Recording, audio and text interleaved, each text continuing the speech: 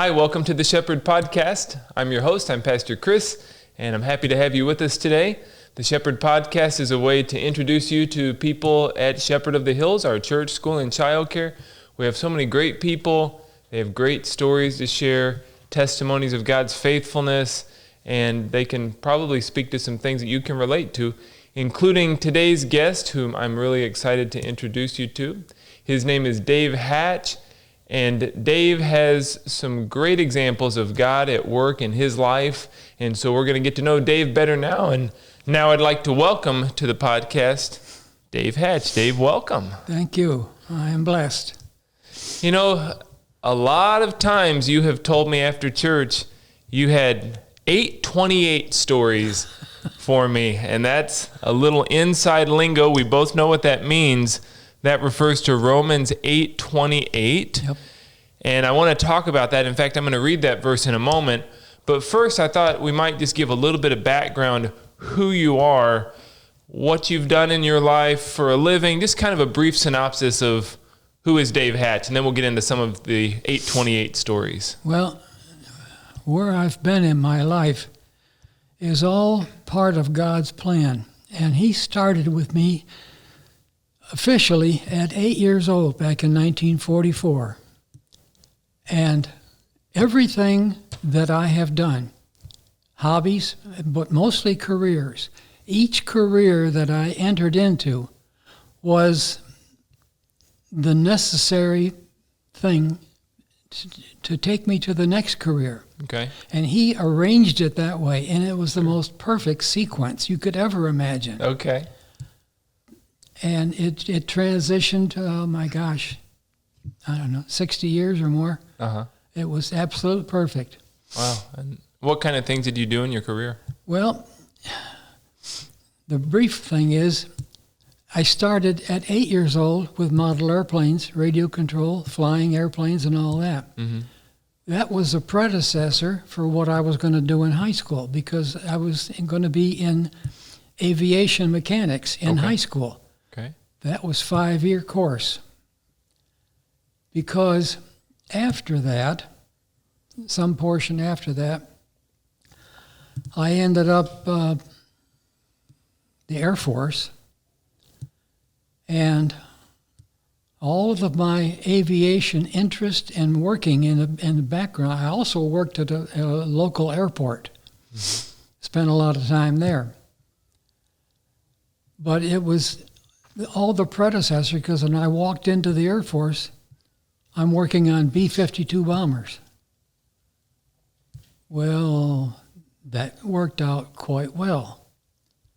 And, oh my gosh, after that, I faded over into electronics, because a lot of electronic work came from working on aircraft and all. Okay. So that led me in electronics. And then ultimately, I ended up at Southwest Research for 26 years. Right. Retired from there, having done enormous amounts of instrumentation, design, construction, building, teaching. Uh-huh. I retired from there. 6 months later, St. Mary's University calls me and wants me to go to work. Okay. Where did that come from? I have no idea. Still don't. I stayed there 17 years. Oh, okay. You were teaching? Yeah. What were you teaching? Electronics, physics, mechanics, you name it. Okay. It was that whole schmear. Uh-huh. And I just loved working with these kids, these university kids. It was fabulous. Wow.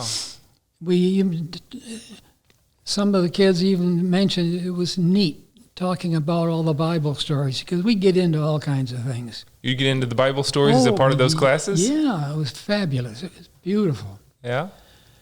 And then after 17 years at St. Mary's University, I retired for the second time. And then 3 months later, I get a call from Trinity University who wants me to go to work. So here we go, and now we're working with the kids again. Yeah. It was the most fabulous time. All those years working with those kids. Beautiful. How long did you work at Trinity? Oh, it was just a short time, about 3 or 4 months. Oh, okay. Until they could hire somebody to fill this position. I see. And I still don't know how they got my name there. It just came out. Yeah. I don't know. Yeah. But it was just beyond fabulous. It was great. Wow. But working with the kids and pulling in all of the things that had been part of my working life, all the electronics, the physics, the mechanics, instrumentation design, all of the stuff I did. I did a lot of instrumentation design and building at Southwest Research. Oh my gosh. All of that came into play. Wow. Isn't that neat how it all worked together? And he did the sequence. He arranged that all things were in this sequence, each one prepared for the next one. Yeah. And it was the most perfect sequence I have ever seen in my life. Wow. Isn't that something? Oh, it was awesome. It takes eyes of faith to see that. He's literally been 1 foot in front of me my entire life. Yeah. And it's been absolutely fabulous. Wow. Now, as a part of the events of your life, when did you come over to Shepherd of the Hills? It's been a few years now. It was January 1st of 2015 that I here. Okay. My previous church, Emmanuel Lutheran, when you run out of money and you run out of people, guess what? That's it. That's what happened. Yeah. I was there 56 years. 56 years. That's right. And that's where I found Zoe. Okay. Because one day in a Bible class, we were sitting there at the table, and someone asked us, how did you find each other? And we both answered exactly the same, in the heater closet. In the heater closet. That's quite an answer. That's where we met. But it was a Sunday school class. Oh, okay. And it was literally in the heater closet where the AC is and all of that. Very tiny room. I guess so. You don't open the door too far or too fast, or you hit the teacher, in the face. And there was Gene Kunkel, when I walked into the church, 1959, I walked in there and he led me down the churchway into this heater closet where everything was kept. And there was one chair available. I think there was a total of 6 or 7 chairs. That's all there was room for. Yeah. There was one chair. Behind that was a little girl with brown hair. That was her. That was her. And it was later, after all of this, that morning, back by the organ, this guy started talking with me, and we talked about all kinds of stuff, and eventually he says, why don't you come over for lunch over at our house? Okay. Come to find out, he's Zoe's brother. Oh. I didn't know. No clue, no idea. And somehow Johnny Cash got into it. And I said something about that, and he says, oh, my sister has got Johnny Cash records, Okay. I says, great, bring your sister and all those out here. He brings out Zoe. That's the first time I realized there was this connection. Oh. And, well, one thing led to another. And how many years have you been married? April.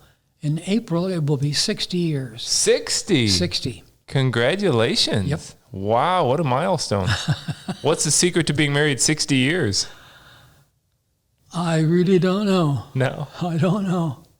It just went by fast. Really? Oh, yeah. Gee, my knee. Yeah. I still see this picture in my mind of that empty chair and this girl behind it. And one thing led to another. Wow. And here we are. It must have gone by fast because you talk about it like it happened just yesterday when you met. Yeah. It doesn't seem long ago. I can't imagine 60 years. What? Wow. But that's just another one of those things the good Lord pulled off that worked. Yeah. It worked like a charm. Yeah. He does this all of the time. Yeah. He starts something and then the sequence follows. Okay. and it's always perfect every time. Okay. Well, I think I should read Romans 8:28 because I'd like for our audience to know this has really been a theme verse for your life. Let me make one thing about 8:28. When you first, especially if you're not really familiar with all of the scriptures and all that, if you're just literally don't know about all of this in Christianity, you look at 8:28 and you say, that is the most ridiculous, ludicrous thing I have ever seen. All things work together for good. But there's more. To them that love God and are called according to his purpose. But when you say all things work together for good, here you are driving down 410 highway. 70 miles an hour, your right front tire blows out. You're pulled over into the ditch, and there you sit. And you say, all things work together for good? Really? But what you don't know yet is that 1 mile ahead of you was a 21-car pileup, and you missed it. Oh, yeah. There's been things like this I can't even bring into mind. I should have written them all down. But there are things that have happened in my life, and because something occurred that appeared detrimental, I got saved for something. Okay. Oh, yeah. Okay. Well, let me read the verse. This is the English Standard Version of it. Romans 8:28. And we know that for those who love God, all things work together for good, for those who are called according to his purpose.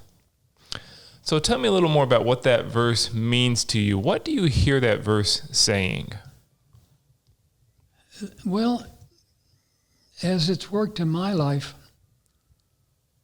no matter what it is, and no matter how bad it appears, you don't think of it at the time, but something good's going to come out of that. Okay.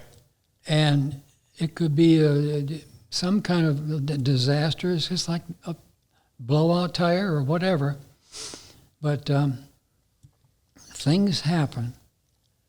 And because of that, appearing as a disaster, you are then saved from some other kind of catastrophe.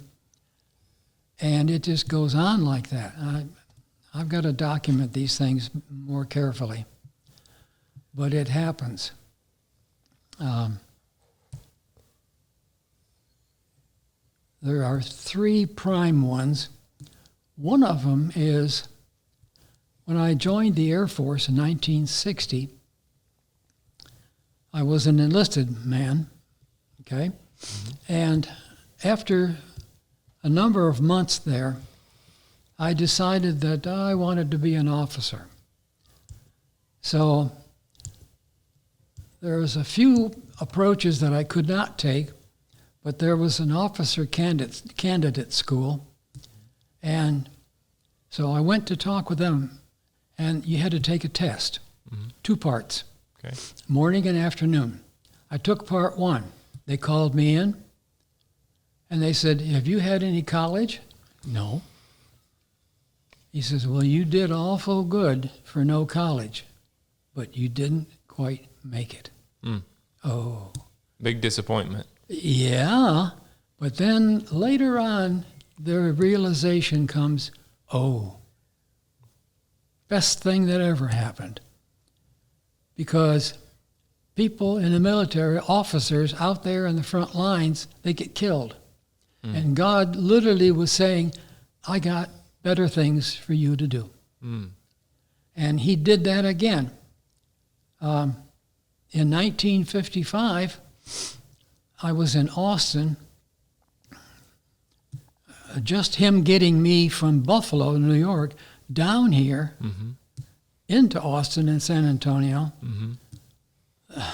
The things that happened on that trip, 2 of us on a motorcycle, a 1947 Indian. And the story behind all of that is unreal. But I signed up for the Austin Police Department. Oh, okay. Yeah, well, I did all the testing and this and that and whatnot. And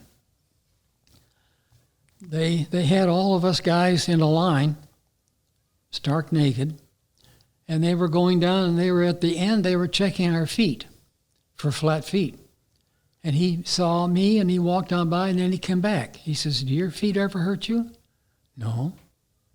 "Well, my feet are flat. There are no arches." But I still made it. But ultimately, in the end, I got shot down. You needed to be 5'8". I was 5'7" and a half. Oh, just missed it. And that blew it right there.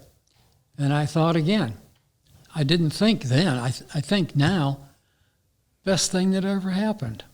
Because were it not for that, cops get killed. I mean, cops get killed all the time. Mm. And he says, "No, I got something better for you to do." And that was this business of teaching at these 2 universities. Mm. And here is a kid with no college, no nothing, no training, and you're teaching at a university? Really? Well, how did that happen, you know? Mm. Gee, money. Well, just like everything, he arranged it. Mm. And it all fell into place perfectly. Mm. Can I ask you a question about that? So you talked about how you ended up not becoming a military officer, how you ended up not becoming a police officer. Yeah. Some people do end up becoming military officers, police officers. Is God working all things for good in their lives, just like he was doing for you? I believe so. Okay. I believe that that's universal. Okay. That it applies to all people, whether they understand it, realize it, or what. Mm-hmm. But why not? It was written originally for all people to read the Bible, read Romans 8:28. And Paul got onto this by some means. He wrote about it. And I've always loved his readings. I can't wait to talk with him. Yeah. It's going to be great. Yeah. Saul Paulus is really one sharp guy. Sure. Boy. So what we're saying is that God had a different plan for you, but he also has a good plan for people who go into those various fields, noble callings, to serve our military, to serve in the police force.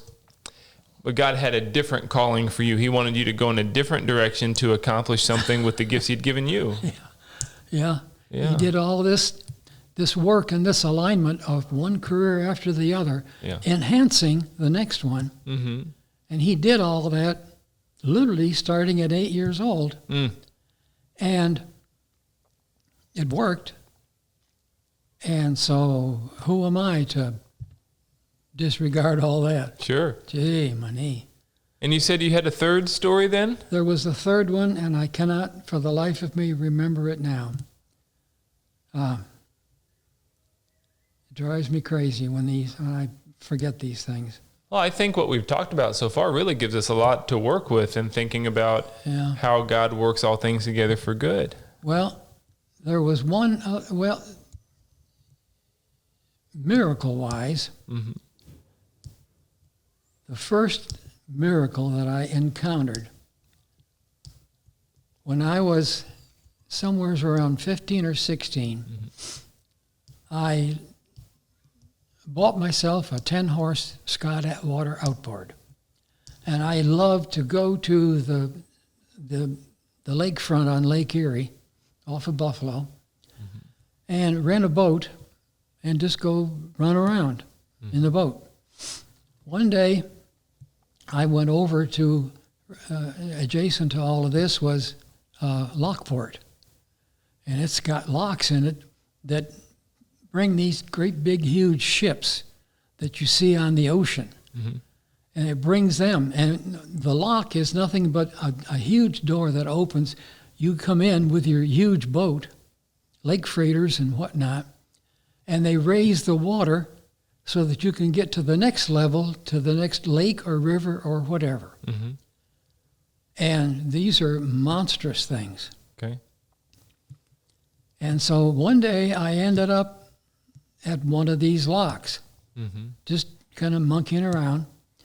And lo and behold, they started raising the door for a kid In a rowboat? What?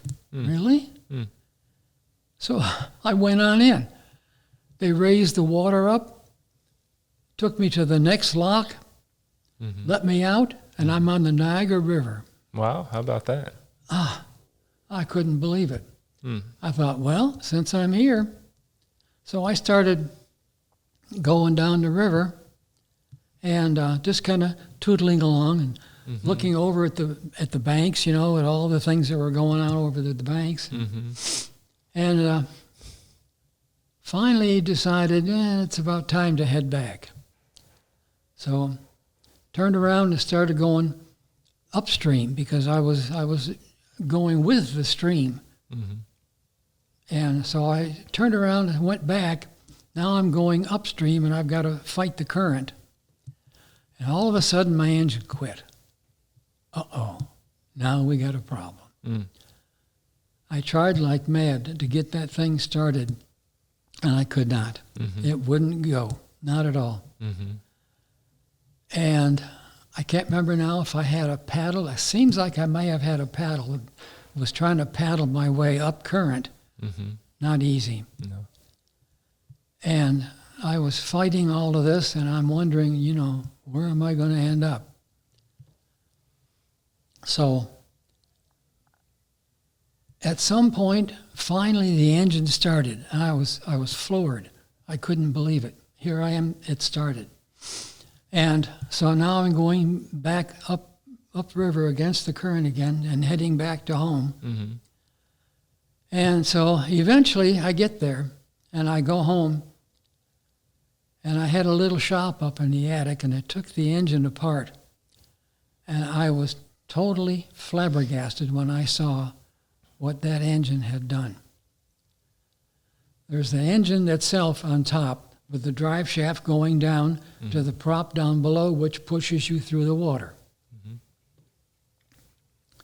I pulled the power head off, and the shaft and the assembly there was so messed up.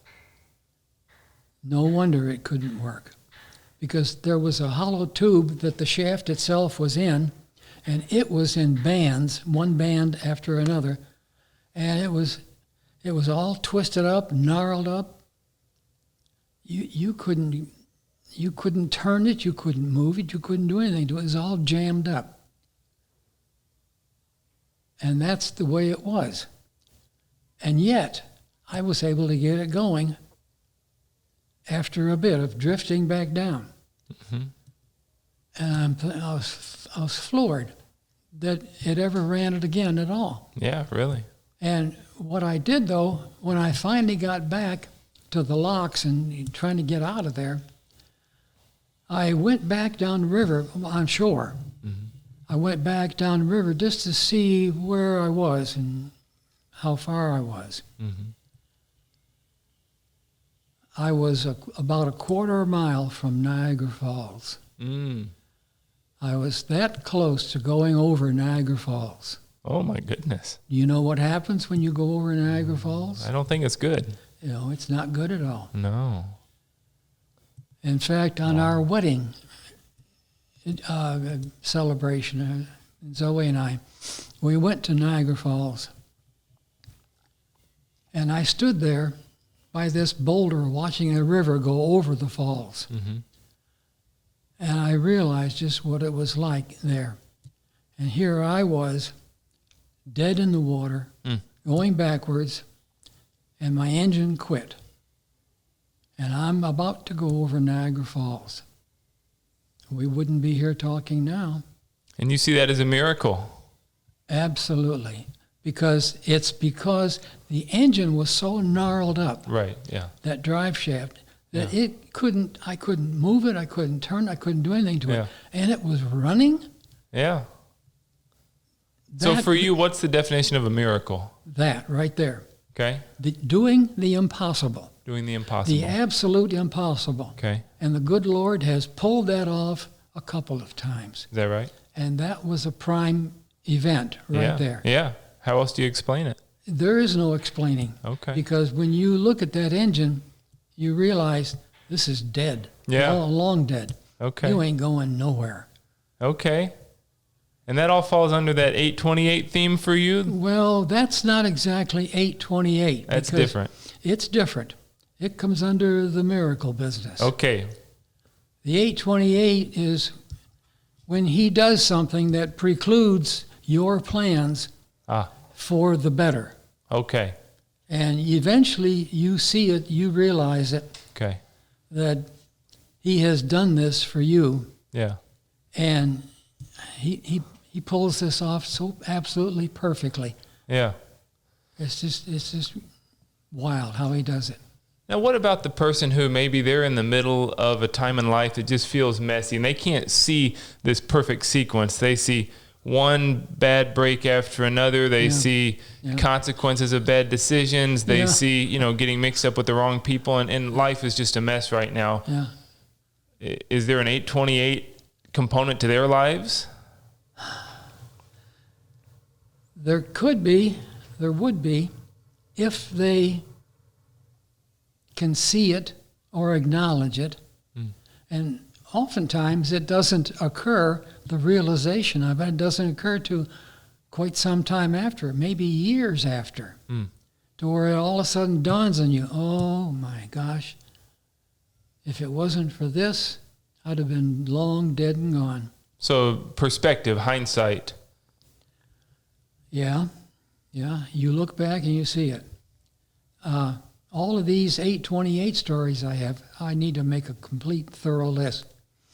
But all of them, I didn't realize and rationalize all of them until many years after. Okay. Oh, yeah, many. Sometimes 10, 15, 20 years or more after. It suddenly dawns on you, oh my, look what could have happened. Okay. Now, the verse says that this has to do with those who love God, for those who are called according to his purpose. Are 828 stories only for Christians? No, I don't think so. No? No. Because God loves all people, Yeah. even though they don't love him back. But that's the way he is. So I'm convinced that this is for everybody. Okay. The Bible is for everybody. Whether you accept it or not, Okay. it's for you. Okay. Take it or leave it. Okay. And you have a great love for God's word, I know. Oh, yeah. You not only do you attend worship every Saturday night, you're there in one of the front pews. You have participated in multiple Bible studies in our church. And you have an extensive collection of Bible movies. Oh, yeah. Can you tell us how many movies you have related to Bible stories? About 150. 150. Yeah. That's pretty close to it. Yeah. Yeah. The people from the Bible, you can go way back. Gee, think. Gideon. What did Gideon do? Well, that was a fascinating story, what Gideon did. And all those people back there, whether it's the most popular ones like Abraham and Moses and all that, everybody knows them. But it's the others that are undercover, that don't get very prominent. They're fascinating people. Samson. I look forward to meeting him. Of course, that comes from the movie Samson and Delilah, 1949, you know? And I pray that there's a billboard when I drive home from church. There's this billboard with a picture of John Wayne on it. Okay. And as I go by that, I says, Lord, please bring him up and all those others with him and tell him I said hi. I don't know. That's just what comes out. But one of our previous pastors from my old church, Emmanuel, he always took a road off of 410 to go home, Poteet Highway. And every time I pass that Poteet Highway, get off, as I'm coming to church, I said, Lord, take good care of him. Tell him I said hi. Yeah. And this was Pastor THV. Oh my gosh. Well, anyway, I'll think of it in a little while. But I think it's important to remember these people. Mm-hmm. And I've always loved these people. John Wayne, or this pastor. And I'm just anxious for all of these. There are so many people that I want to talk to when I finally get to eternity. Mm-hmm. There is a bunch of them. And in my prayers at night, I talk about these people. I said, be sure to bring them up, And other people, I pray for them. There's just so many neat people that are involved in my lifetime. You're one, she's one. Oh, yeah. We get them all. Mm. Yeah. You said you're looking forward to talking to some people. Who are the top 2 or 3 on your list you can't wait to talk to in heaven one day? Let's see. Gideon was one of them. Gideon. Samson was another. Yeah. There are 2 very special women in the Bible that are beyond fabulous. One was so determined and dedicated that she wouldn't leave Naomi. Yeah, Ruth. Yeah. Talk about determination and faithfulness. Yeah. And the other one is Esther. Sure. She almost got her head lopped off because before you went to see the king, you had to have his approval, and he would hold out his scepter to you, and you are then approved to come in. Mm-hmm. There was one time when she was trying to, like crazy, to save her people that were about to be demolished, and she just went in there to the king's place and said nothing, did nothing. She just walked on in. She could have got her head lopped off. Mm. But ultimately, he held his scepter out to her. Mm. Esther was quite the gal. Yeah, really. Yeah, so her and Ruth are fabulous. There's so many people in the scriptures. I'm constantly astounded by this guy, Saul Paulus, because here you are with a guy that goes out of his way to distant cities to go get these Christians and bring them back, to either have them annihilated or imprisoned. Mm-hmm. And he does everything he can to destroy Christianity and everything related to it. Mm-hmm. Until that one day. And boy, his life turns around, and I'm thinking, how on earth can one guy with that occasion change so radically to become one who writes 2/3 of the New Testament? Mm-hmm. Holy Toledo. His story was definitely an 828. Oh. God was at work in his life to bring about a good purpose. Yeah. Obviously, God knew what he was all about, what it was good in him, mm-hmm. what he could do mm-hmm. if he just turned the right direction. Mm-hmm. He knew that. That's why he picked him up. Right. And knocked him to the ground on the way to Damascus. Yeah. Now, we've talked about God at work in all things. What would you say, if you could say something to our audience about how they can look for God at work in their lives? How do you see that?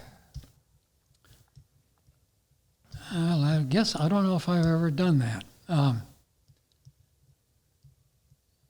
I guess all you really need to do is pay attention to what's going on in your world. What's happening with you? What good things happen? Why do they happen? Was there some kind of reason that certain things happened? Bad things or good things? did something happen that produced good coming out of it, especially something bad that suddenly turned good. Sure. Think about what it was and why it happened, and what happened after that. Did that have any effects on your future after that? Sure. It did with me. Yeah, look for the connection between the different events in life. Yeah. There's some kind of reason somewhere down the road, Yeah. All you got to do is look for it. Okay.